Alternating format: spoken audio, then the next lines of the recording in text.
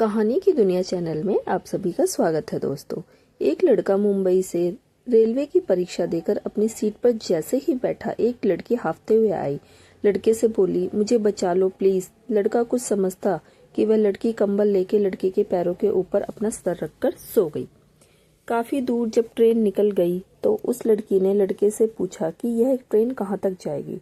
लड़के ने कहा कि लखनऊ।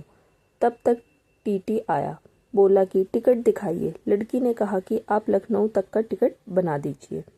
लड़का लखनऊ तक आते आते उस लड़की से घुल मिल गया था। ट्रेन जब लखनऊ स्टेशन पर रुकी तो उस लड़के से बोली कि मैं इस शहर में नई हूँ, मेरे एक रिश्तेदार रहते हैं, लेकिन बैग में पता रखना भूल गई। आप 2-4 दिन अपने घर रख लीजिए मुझे। लड़के ने कहा कि ठीक है। जब लड़का अपने घर पहुंचा, घर की बेल बजाई तो लड़के की बहन देखकर हैरान रह गई कि भैया परीक्षा देने गया था तो रिजल्ट भी साथ लेकर आया है। लड़के ने लड़की की मजबूरी बताई। घर वाले राजी हो गए। लड़के दूसरे दिन घर में इतना राशन खरीद कर रख दिया कि घर वाले भूल ही गए कि लड़की को इसके रिश्तेदार के यहाँ छोड़ना है। लड़के की बहन की शादी तय हो गई थी, लेकिन 80,000 रुपए दहेज में कम पड़ रहे थे।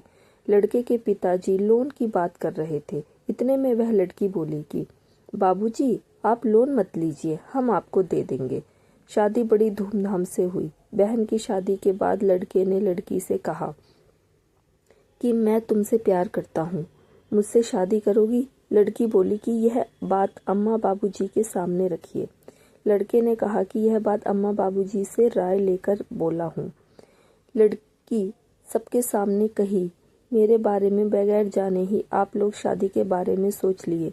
सच्चाई जानने के बाद क्या आप मुझसे शादी करेंगे?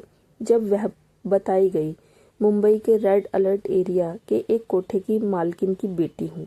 जब मुझे मालूम हुआ कि आज मेरी कीमत लग गई है तो माँ से बोली कि इस दलदल में मुझे मत डालो, मुझे पढ़ा लिखा कर क्या यही सोची हो? मुझे मेरी माँ ने कहा कि बेटा तू ग्राहक आने से पहले भाग जा। तब मैं भागकर यहाँ आ गई। यह सुनकर सबके पाँव के तले से जमीन खिसक गई और उस लड़की से बोलना बंद कर दिए। यह बात तत्काल बेटी को ससुराल में मालूम हुई। लड़की ने अपने पति से बोला कि मुझे अपने मायके जाना है। वह तत्काल अपने मायके जैसे ही पहुंची, लड़की अपना कपड़ा समेटकर घर से निकलने ही वाली थी। लड़की ने कहा कि कहाँ जा रही हो? वह बोली कि भगवान जाने। इतना कहकर वह फफक कर रोने लगी और कहने लगी कि आप लोग का प्यार बहुत मिला। लड़की ने अपने माता पिता भाई से बोली कि आप लोग बहुत गिरे हुए इंसान हो। जब से भाभी घर में आई है, आज 2 साल से यह साग सब्जी राशन पानी लाई, तब गंदी नहीं थी। जब मेरी शादी में 80,000 रुपए दी, तब गंदी नहीं थी। मेरी शादी का सारा सामान खरीद कर मुझे दी, तब गंदी नहीं थी। ये जेवर बनवा कर मुझे दी, तब गंदी नहीं थी। मेरी शादी में सारा खर्च जब उठाया तो गंदी नहीं थी। तब तो आप लोग प्रशंसा के पुल बांधते थे कि यह बेटी नहीं साक्षात लक्ष्मी है। अगर भाभी की जगह आपकी बेटी होती तो आप मुझे भी घर से निकाल देते। भाई का हाथ पकड़कर बोली, क्यों भाई, जब आप भाभी को लेकर दिन रात घूमते थे तब गंदी नहीं थी, आज गंदी हो गई। अगर भाभी से आप भैया शादी नहीं किए तो मैं कभी आपके दरवाजे पर नहीं आऊंगी। हम लड़कियों को यही समाज गंदा बनाता है, कोठे पर ले जाकर बेच देता है और कोठे पर जाकर सोता है। तब कुछ इज्जत के बारे में नहीं सोचता है, अपनाने में इज्जत चली जाती है। बेटी की बात सुनकर सब कहे कि शादी होगी। लड़की ने कहा कि नहीं बाबूजी, शादी तब करूंगी जब इस घर को मोहल्ले में सबसे आलीशान बनवाऊंगी। लड़के ने कहा कि मेरे बाबूजी के पास इतना पैसा नहीं है। लड़की ने कहा मैं बनाऊंगी।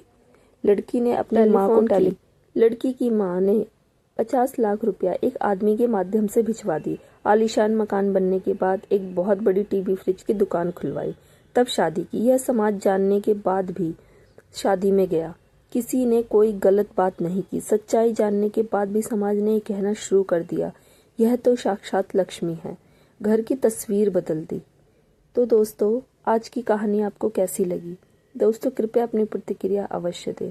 मुझे आपके अनमोल विचारों और सुझावों का इंतज़ार रहेगा। वीडियो अच्छी लगी तो लाइक करें, वीडियो को ज़्यादा से ज़्यादा शेयर करें और अगर आप चैनल पर नए हैं तो चैनल को सब्सक्राइब कर लें।